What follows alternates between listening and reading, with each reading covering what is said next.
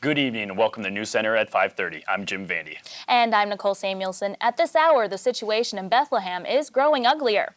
The Church of the Nazarene Nativity, the traditional birthplace of Jesus, has been overpowered by Palestinian gunmen. According to witnesses trapped inside the church, dozens of armed soldiers have taken over.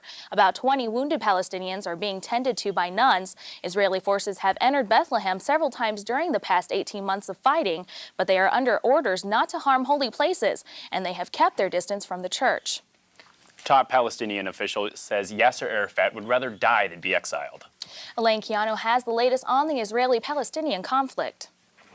Amidst the intense fighting in the Middle East, Israeli Prime Minister Ariel Sharon says he wants Palestinian leader Yasser Arafat out. He suggested Arafat leave his headquarters in the West Bank town of Ramallah, quote, on a one-way ticket, a proposal Palestinian officials flatly reject. Arafat is a person who's been elected by his people as president of the PA. It's not up to Sharon either to imprison him, to hold him hostage, to terrorize him, to try to humiliate him, or to try to send him into exile. For their part, U.S. officials say it doesn't matter where Arafat is. They still see him as a necessary part of any attempts at peace. Chairman Arafat still has a legitimate role within the Palestinian movement, and we think at this point it's best to deal with him in that role. Since last Friday, when Israeli troops stormed his Ramallah headquarters, Arafat has been holed up inside. Across town, Israeli forces pounded another Palestinian security complex today, forcing hundreds of people inside to surrender. Throughout Israel, the violence has continued, with 6 Palestinian suicide bombings in as many days. Against that backdrop, officials here at the State Department have approved authorized departures for U.S. government employees and their families assigned to Jerusalem. At the State Department, I'm Elaine Quijano. If plans to travel to Israel are in your future, you may want to reconsider. The State Department has cautioned Americans visiting Israel, the West Bank, and Gaza. Departments of America diplomats, are also encouraged to leave Jerusalem. This warning has been issued as a result of the growing conflict between the Israelis and the Palestinians. 3 fishermen are still missing as Coast Guard officials continue to search Lake Michigan. The 16-foot white boat left Hammond Harbor Saturday carrying 2 brothers, 31-year-old Taurus Gaizudis and 30-year-old Remus Gaizudis, along with their 28-year-old cousin Martinez Maskakis. According to authorities, the Coast Guard, the Chicago Fire Department, and the Lake County, Indiana Sheriff's Department all have helicopters searching the lower half of the lake since the boat was reported missing. The Civil Air Patrol and a Canadian aircraft are also assisting in the search. President Bush was in Pennsylvania today promoting his new education plan. Bush wants the Department of Health and Sciences to start training all teachers in using the Head Start program. Nearly 50,000 teachers are already participating in the federally run program. Bush is also willing to increase spending for research and teaching kids to read sooner and the overall coordination between K through 12 grade education. Bush was also fundraising to help Pennsylvania's Attorney General Mike Fisher raise money for the Republican campaign. Jury selection has begun in the trial of Kennedy cousin Michael Skakel. The first group of potential jurors has arrived at a Connecticut courthouse. Today, the judge addressed approximately 24 juror candidates. Skakel is accused of killing a neighbor girl more than a quarter century ago. Martha Moxley was beaten to death with a golf club in their Greenwich neighborhood in 1975. Both Skakel and the victim were 15 years old. According to Skakel's lawyers, the defense hopes to do more than just create reasonable doubt in the jury's mind. He says he wants the jury to feel that Michael Skakel is truly innocent. Well, the hamburger will no longer be labeled as the All-American Feast. McDonald's, as well as Burger King and Wendy's, will now be importing beef from Australia and New Zealand. There's a shortage of U.S. beef that is lean enough and cheap enough for fast food chains. A McDonald's spokesman said that they are trying out the beef in 400 of its 13,000 stores. He says customers will never know that a trade has been made. The lean beef from Down Under sells for 20 cents a pound less than the U.S. product. Well, with all the recent rain, most Hoosiers are less than happy with the April showers. However, this month Minnesota residents have a lot more to complain about. Though spring has technically arrived, April is bringing snow showers to the state. Up to 8 inches have fallen in central part of Minnesota, and at least 3 people have died in automobile accidents.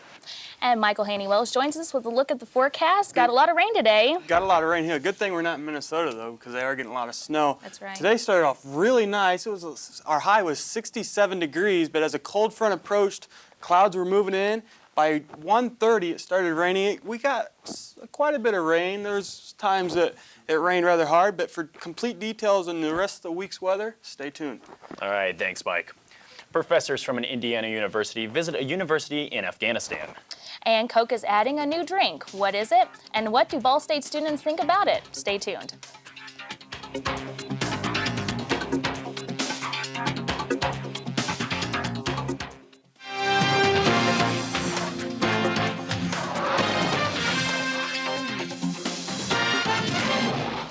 Professors from Purdue University returned home from Afghanistan, where they were discussing the rebuilding of Kabul University.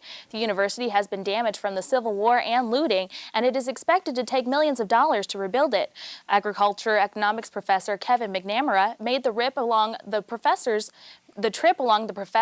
Dennis Engie and Zaran Baha. McNamara said that students are flocking back to the school. 20,000 people have already taken entrance exams for next semester. Many of those students are women who were kept from attending college under Taliban rule. State correction officers will now be pulling double duty instead of the normal 8-hour shift. State correction officials say that the program will save the state money and make life better for the prison officers. Under the program, correction officers, sergeants, lieutenants, and captains of the facilities begin working a 12-hour shift. The schedule works out so that they work 2 days, get 2 days off, followed by 3 days of work, then another 3 days off. But some of the guards at the Pendleton Correction Facility still remain skeptical of the program. The theme of this year's CCIM week is celebrating freedoms, the volume of your voice. Since the focus will be on our First Amendment freedoms, the film 17 will be shown. This is part of a series of documentaries done on the Muncie community in the 70s by PBS. This film focuses on a group of Muncie teenagers and follows them through their daily routine that includes drug use, underage drinking, and sex. The 17 portion of the PBS series was never aired due to the harsh content that is contained and the controversy that is caused in the Muncie community. We will be showing the film tonight at 7 p.m. in AJ 175. We encourage you to attend. Turkeys beware, because state biologists believe that turkey hunters will take a record number of birds during the 19-day hunting season. This is because the new hunting area has been increased from 74 to 90 counties. Shooting must now subside 1/2 hour before sunrise and sunset instead of stopping at noon. Hunters brought in nearly 10,000 turkeys last year, and biologists are expecting up to 12,000 this year. The turkey season begins on April 24th. Well, the Coca-Cola company will be introducing a new pop. NewsCenter Rob Coles joins us at the news desk to tell us more. Rob? Coca-Cola has been the nation's top-selling soft drink manufacturer for several years, until Pepsi made some renovations to their product line with the advent of Mountain Dew Code Red. So Coca-Cola Corporation decided to make renovations of their own. Soon, a new vanilla-flavored Coke will be bottled and sent out all over North America. I think it would be a lot easier and probably more cost efficient, because you're not going to have to go to Handy Andy and pay like the extra 15 cents to get a squirt of vanilla. It'll be a lot easier it'll be more convenient. Oh, I like to go to Steak and Shake and get vanilla Coke. And so, like, if it came in a can and Coke had vanilla Coke in a can, I would buy it, because then I wouldn't have to go to Steak and Shake. Most Ball State students thought that vanilla Coke in a can would be a winner. But Coke is looking for success throughout the continent. Only time will tell. So look for the new vanilla Coke on store shelves within the next few months. Jim and Nicole? Thanks, Thank you, Rob. All right, so we had sun earlier this afternoon, then the rain. Do we have sun in the future? Well, no, I'll tell it now. I'll break it. No, there's no rain tomorrow or the next few days, but stay tuned. I'll give you complete details.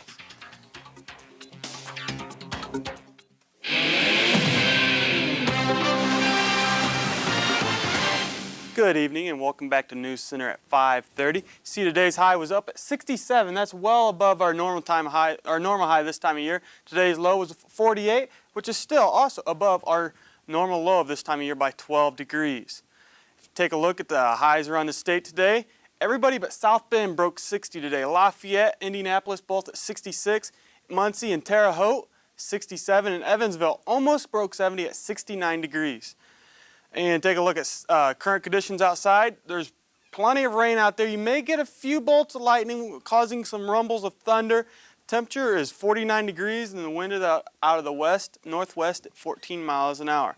Take a look at satellite. You can see the cold front basically right through here where you can see the thicker clouds, brighter clouds just in the eastern part of Indiana right now. Heavier rain above Muncie and Fort Wayne. Southern part of the state could get some rain tonight, maybe a few thunderstorms, but for the most part it's pretty much going to die down. If you take a look at the radar, you can see the rain, heavier rains here is just south of Muncie. Fort Wayne getting heavier rain as well, but most of it's pushing up into Michigan, and southern Indiana is still clear right now, but as the lower part of the cold front moves through, it could force some uplift and give the southern Indiana some rain. Take a look at the surface map tomorrow. The cold front will be pushing off, and the further away the cold front gets, the colder the temperatures are going to be. Tomorrow I have a high of 41, but overnight it's going to be down around 30, just below freezing. But take a look at the next map, and you'll see right there, 30, 31 degrees tonight. Look at the colder temperatures dipping into the northern part of the United States. It's single digits coming into the Minnesota, North Dakota, but most of the upper Great Plains are well below normal for this time of year because it is April, and cold temperatures are coming in behind this front. Take a look at tomorrow's highs. It's only in the 40s, which is about 10 degrees below normal. Tomorrow's high 41, and 50s are off to the south, but as the cold front moves through, they might even cool down a little as well. And here's Thursday. You can take a look at the surface map on Thursday. High pressure will move in and dominate our area and keep the stationary front off, so the precipitation should stay out of our area for the weekend. But like I said, the high pressure will dominate and keep the weather rather nice for us. Take a look at the next map, and you see tonight thunderstorms are possible. A low of 32 degrees. The wind will be out of the northwest at 15 miles an hour. And tomorrow morning, it'll be mostly cloudy. Temperature of 33. It'll get above normal, or above freezing. The wind will be out of the northwest at 13. And for tomorrow, you're going to have a high of 41. The clouds are still going to be hanging around just like Friday and all weekend. And the wind will be out of the northwest at 5 to 10. At your 3-day, you see the clouds will hang around, but the sun will come out. No rain in the forecast. The temperatures will be warming up, though, slowly but surely. Good. Hopefully it's not a tease like this morning and then all the rain came. But we're glad to see some warmer temperatures on the way. Thank you. All right, well, Corey, Indiana lost a heartbreaker last night. Can you give us some more information on it? I wouldn't call it a heartbreaker, but that's just me. There was a lot of rioting, both at Indiana and Maryland. We'll have more on that when NewsCenter 43 returns.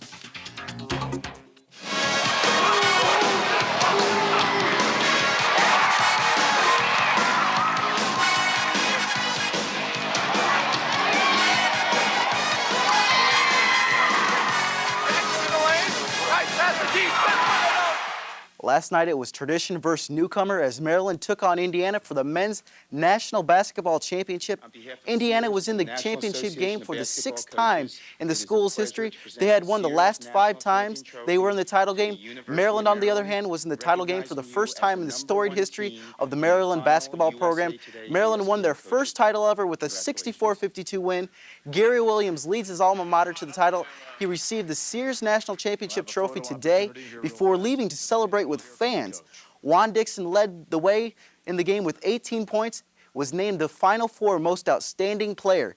Jared Jeffries had 8 points, 7 rebounds, as it is widely speculated that this was his last game as a Hoosier. Indiana also returned home today to celebrate with about 200 fans who celebrated the run that nobody thought would happen. Paul Fassauer picked a good award to win for his first time in his career. Before this week, Fassauer had never been named Player of the Week for the conference or for anything. But this week, he was named the American Volleyball Coaches Association Sports Importer National Player of the Week. This national award was the first award for a Ball State volleyball player since Brian Hughes earned the award in 2000. He was also recognized as the Midwestern Intercollegiate Volleyball Association Player of the Week this week, too, as he helped guide Ball State to 2 wins last week over Clark and Ohio State. After starting her coaching career in Muncie and at Ball State and turning a once terrible women's basketball program around, Brenda Oldfield left Muncie for the University of Minnesota and the Big Ten Conference last year. She led the Gophers to a 22-8 record this year, and after they went 9-20 last year. Her rewards came in the form of the Big Ten and Associated Press's Coach of the Year awards. Today, Oldfield received another award as she left Minnesota to take the women's head coaching position at the University of Maryland. Her new deal with the Terps is worth $275,000 a year for 6 years.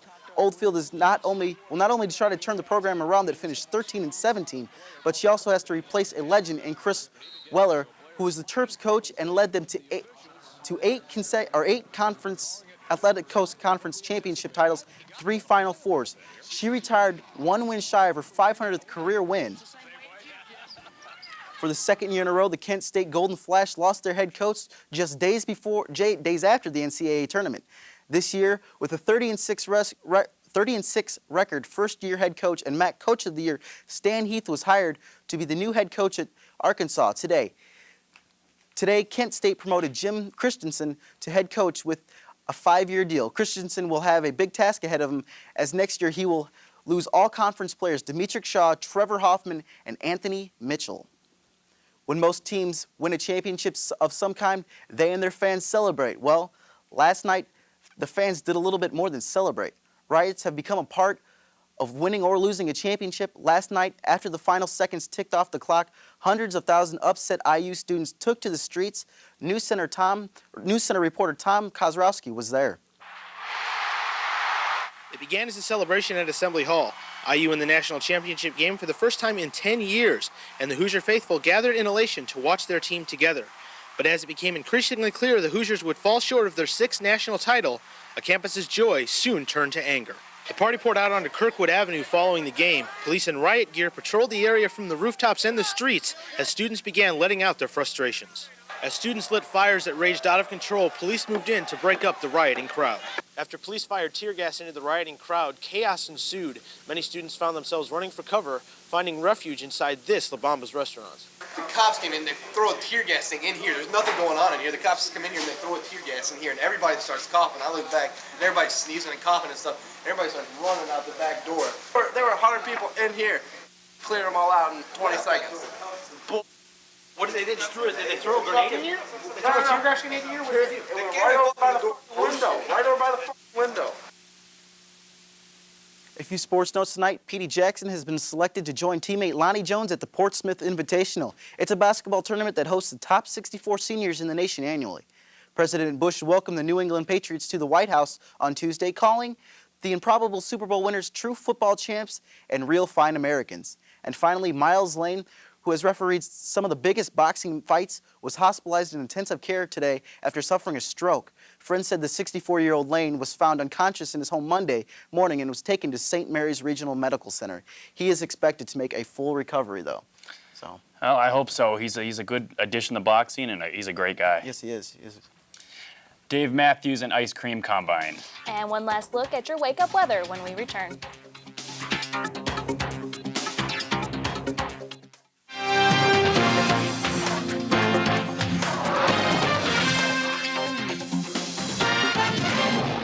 Well under the table and dreaming was mixed with Cherry Garcia when the two ice cream experts, Ben and Jerry, joined Dave Matthews in a campaign against global warming. Ben, Jerry, and Dave, with the help of U.S. Senator Jim Jeffords, launched the campaign in Washington, D.C. today at a press conference. Jeffords is hoping that this will help the people voice their concerns about global warming to Congress.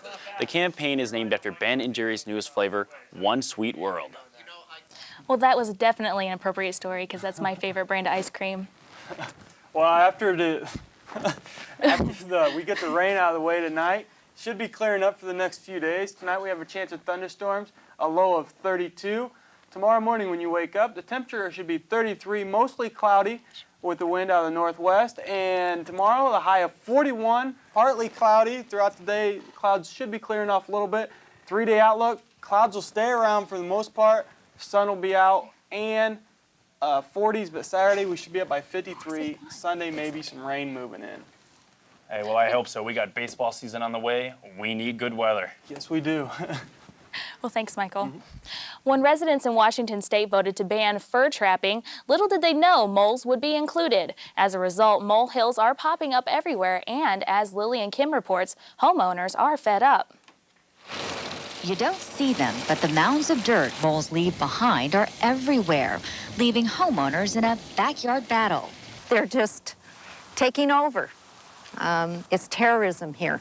Terror in the lawn that spreads quickly. It's likely a single mole made all these mounds. And then there was another and another and another, and it kept happening like every few days. Banned from using body-gripping traps, homeowners have grown desperate, placing everything from mole-choking chewing gum to smoke bombs into the ground. I backed my car up with the vacuum cleaner hose hooked to the back of the exhaust and tried that. But nothing seems to work, leaving Washington residents in a deep hole. It doesn't take long for a molehill to appear. The critters work fast, searching for insects and worms to eat deep below the ground. So a mess like this can pop up practically overnight. Some people have gone high-tech, investing hundreds of dollars in sonic devices designed to drive the moles away. I don't have time to go out and put juicy fruit down every hole. Others have taken a more simple approach. Supposedly the vibrations from the pinwheel spinning would make the moles go away, and as you can see, it hasn't worked. So, leaving homeowners under attack for now, feeling like their molehills are as big as mountains. In Redmond, Washington, Lily and Kim reporting. Well, thank you for joining us for News Center at 5:30. I'm Nicole Samuelson. And I'm Jim Vandy. News Center 43 is an official CNN student bureau. Be sure to tune in tonight at News Center at 9:30.